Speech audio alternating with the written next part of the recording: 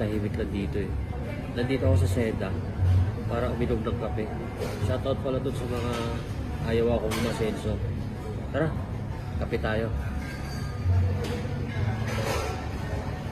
Tabi nyo muna yung galit sa tinggit. Suporta lang na. Suporta na lang.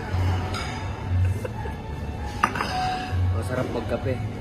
Lagi na lang kasi ako inaapi.